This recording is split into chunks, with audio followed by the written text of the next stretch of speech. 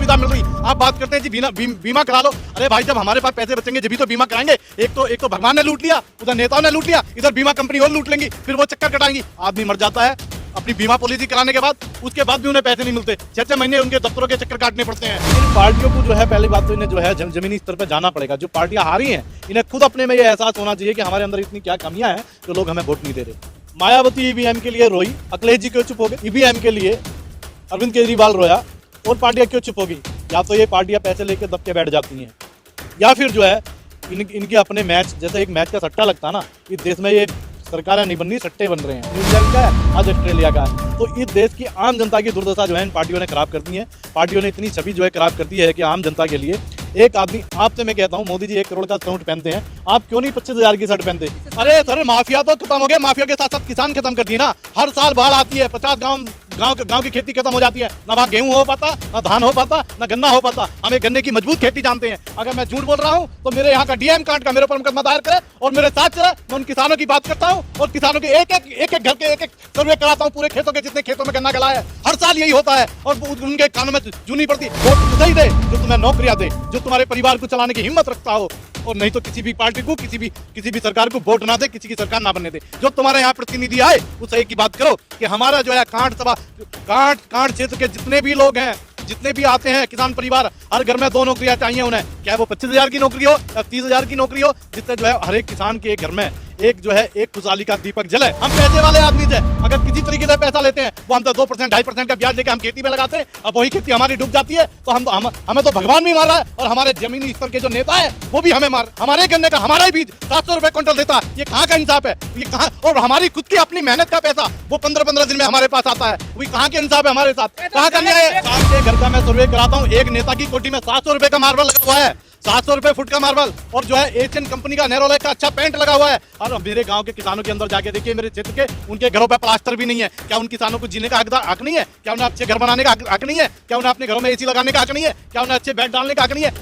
एक नेता के घर में 1.5 2.5 लाख रुपए के बेड पड़े हुए हैं। आप इंक्वायरी तो करके देखिए। आप एक मजदूर किसान के घर में बता दें, किस आदमी के घर में 2.5 लाख का बेड पड़ा हुआ है, वो अच्छे से जो स्टील की रेलिंग अपनी छत पर नहीं लगा सकता। अपने बच्चों के लिए साइकिल लेने के लिए 20 बार सोचता है कि यार स्कूल जाएगा, 4,000 की साइकिल लेने की औकात नहीं है हमारी। आप बात करते हो हम किसानों की, आप किस तरीके से बात करते हैं? आपको बताइए ना, आप पूछिए ना, आप पार्टियों से पूछिए, क्यों नहीं देश के जो है किसानों के साथ न्याय हो रहा? क्यों नहीं किसानों को उनकी सुविधा मिल रही?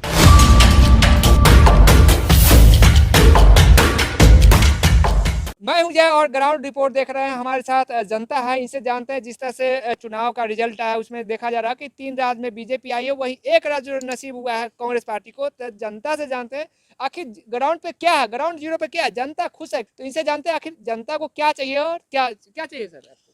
देखिए सर, मैं बताऊं, मैं जनता के बीच का व्यक्ति हूं। मैं गांव देहात से आता हूं और जमीनी स्तर पे हमने देखा है, जमीनी स्तर की जो स्थिति है ना, वो किसी पार्टी को दिखाई देती है ना किसी नेता को दिखाई देती है। सभी पार्टियों का अपना एक एजेंडा है कुर्सी पाने का। जितनी भी पार्टियां हैं देश के अंदर, सारी पार्टियों को जो है कुर्सी चाहिए। क्या वो सीएम की कुर्सी हो, मेंबर ऑफ पार्लियामेंट की कुर्सी हो, विधायक की कुर्सी हो, चेयरमैन की कुर्सी हो, या राज्यसभा की कुर्सी हो, बहरहाल सारे लोगों को कुर्सियां चाहिए। लेकिन जनता को क्या चाहिए? आज जनता जो इस तरीके से वोटिंग की है, आने वाले जो है 2024 के बाद जो 26 आएगा ना, जनता को खुद ब खुद पता लग जाएगा कि जनता खुद सोचेगी कि हमारा दुर्भाग्य है कि हम किन लोगों के साथ खड़े हो रहे हैं, किन लोगों को वोटिंग कर रहे हैं। जब जैसे कोरोना में हर घर से लाश निकली थी ना, जब इस देश में जो है इतनी भुखमरी फैल जाएगी, जब हर घर से जो है बीमार, लाश और लाचार और भुखमरी फैलेगी, जब इस देश को पता लगेगा।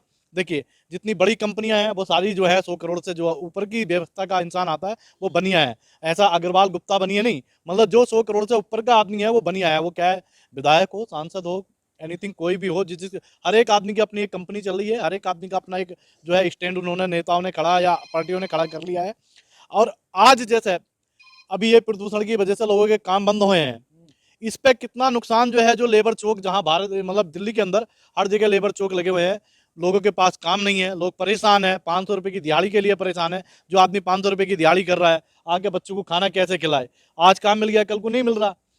और इन पार्टियों को जो है, पहली बात तो इन्हें जो है जमीनी स्तर पर जाना पड़ेगा। जो पार्टियां हारी हैं, इन्हें खुद अपने में ये एहसास होना चाहिए कि हमारे अंदर इतनी क्या कमियां हैं जो लोग हमें वोट नहीं दे रहे। कह रहे कि मतलब ईवीएम का मुद्दा विपक्ष का सबसे बड़ा हो जाता है, जनता तो सामने होता ही नहीं। ईवीएम सर एक बात बताएं, मायावती ईवीएम के लिए रोई, अखिलेश जी क्यों चुप हो गए? क्या अखिलेश जी नहीं, मायावती ईवीएम के लिए रोई, अखिलेश जी क्यों चुप हो गए? ईवीएम के लिए अरविंद केजरीवाल रोया और पार्टियां क्यों चुप हो गई? या तो ये पार्टियां पैसे लेके दब के बैठ जाती हैं, या फिर जो है इनके अपने मैच, जैसे एक मैच का सट्टा लगता है ना, इस देश में ये सरकारें नहीं बन रही, सट्टे बन रहे हैं, सट्टे लग रहे हैं, मैच हो रहा है।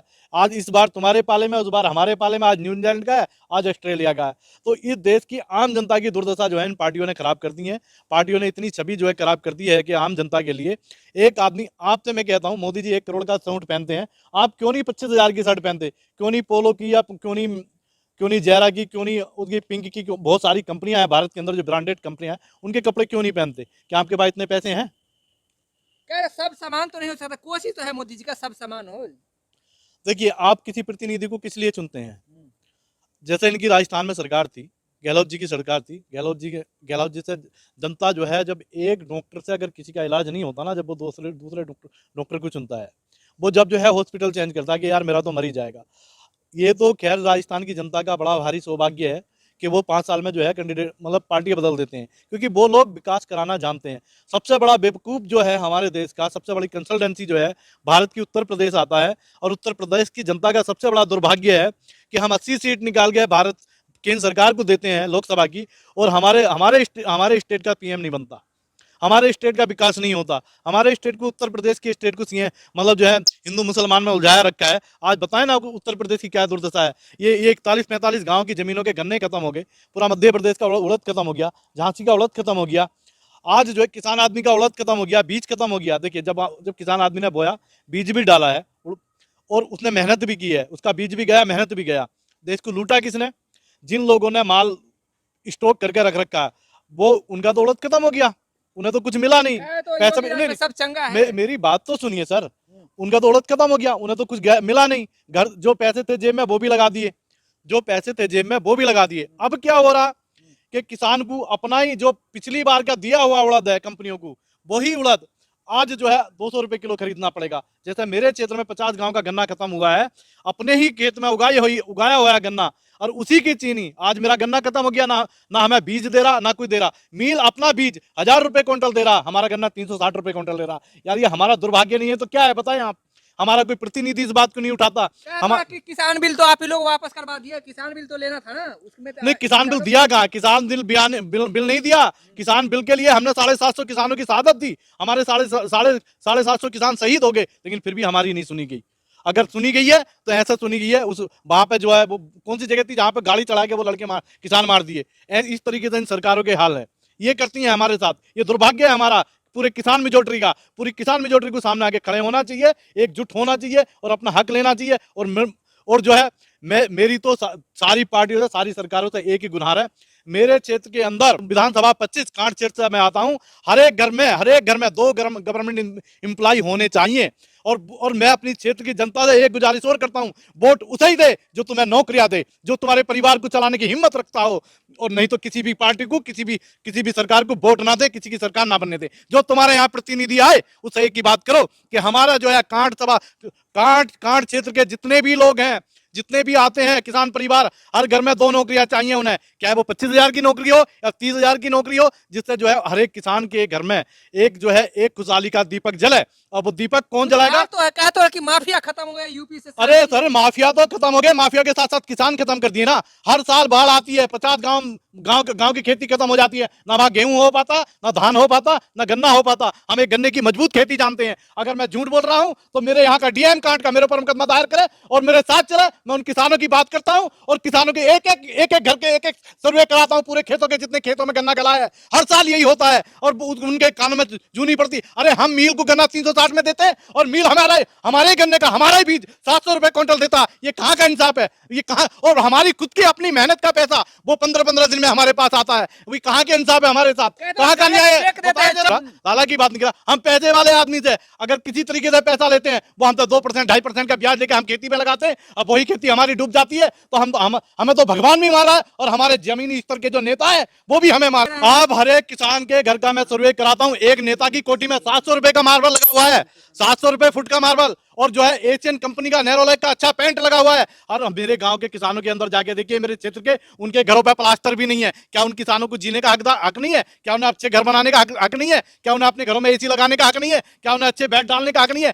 एक एक नेता के घर में 1.5 लाख रुपए के बेड पड़े हुए हैं। आप इंक्वायरी तो करके देखिए। आप एक मजदूर किसान के घर में, आप बता दें किस आदमी के घर में 2.5 लाख का बेड पड़ा हुआ है। वो अच्छे से जो है स्टील की रेलिंग अपनी छत पर नहीं लगा सकता। अपने बच्चों के लिए एक साइकिल लेने के लिए 20 बार सोचता है कि यार स्कूल जाएगा, 4,000 की साइकिल लेने की औकात नहीं है हमारी। आप बात करते हो हम किसानों की, आप किस तरीके से बात करते हैं? आपको बताइए ना, आप पूछिए ना, आप पार्टियों से पूछिए, क्यों नहीं देश के जो है किसानों के साथ न्याय हो रहा? क्यों नहीं किसानों को उनकी सुविधा मिल रही? आप बात करते हैं जी बीमा करा लो। अरे भाई, जब हमारे पास पैसे बचेंगे जब तो बीमा कराएंगे। एक तो भगवान ने लूट लिया, उधर नेताओं ने लूट लिया, इधर बीमा कंपनी और लूट लेंगी, फिर वो चक्कर कटाएंगी। आदमी मर जाता है अपनी बीमा पॉलिसी कराने के बाद, उसके बाद भी उन्हें पैसे नहीं मिलते। 6-6 महीने उनके दफ्तरों के चक्कर काटने पड़ते हैं। आप जरा देखिए तो सही, आप चलिए, मैं आपका खर्चा उठाऊंगा, अब पूरे क्षेत्र की इंक्वायरी करवाऊंगा। आप देखिए और चल गए वहां पे, और जमीनी स्तर पे मेरे से ना पूछिए, हमें पार्टी पॉलिटिक्स की बात नहीं करनी। विधानसभा क्षेत्र जितने भी वहां पे मजदूर किसान रहते हैं, एक एक घर में जो है किसानों के घर में खुशहाली आनी चाहिए। और मैं अपनी आवाज अपने मेरे गांव,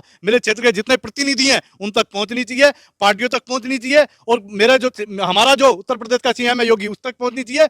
सिर्फ हमारे क्षेत्र के अंदर आए, जो रामगंगा नदी की वजह से हमारे लोगों का नुकसान हो रहा है, हमारे लोगों की खेतियां खराब हो रही हैं, जिससे हमारे लोगों का जो ग्रोथ बहुत नीचे जा रहा है, हमारा क्षेत्र पूरा पिछड़ गया। सब चंगा है। अपने क्षेत्र की जनता से एक ही गुहार करता हूं, हाथ जोड़ के विनती करता हूं, मैंने आज तुम्हारी अपने क्षेत्र के हर एक बच्चे के लिए इतनी बड़ी बात उठाई है। मेरे क्षेत्र का, जहां तक भी मेरे क्षेत्र के लोग वीडियो देख रहे हैं, गांव देहात से लेकर शहर तक, जो भी लोग मेरी वीडियो देख रहे हैं, सब सोच समझ के वोटिंग करें। ऐसी सरकार लाए जो तुम्हारे हित में काम करे, किसानों के हित में काम करे, मजदूरों के हित में काम करे, जो तुम्हें रोजगार दे, जो तुम्हारे लिए, तुम्हारे बच्चों की पढ़ाई के लिए, आने जाने की ट्रांसपोर्ट दे, और किताबों का खर्चा। ये थी जनता की राय। इन्होंने बताया कि अपने गांव मोहल्ले का किस तरह का तस्वीर है। कहा जाता है कि विकास हो रहा है, विकास हो रहा है, वहीं जो है से अपने गांव के हालात बताए। तो तमाम इस तरह का वीडियो देखने के लिए चैनल को सब्सक्राइब कर ले और साथ में कमेंट करके अपनी राय जरूर दे। धन्यवाद।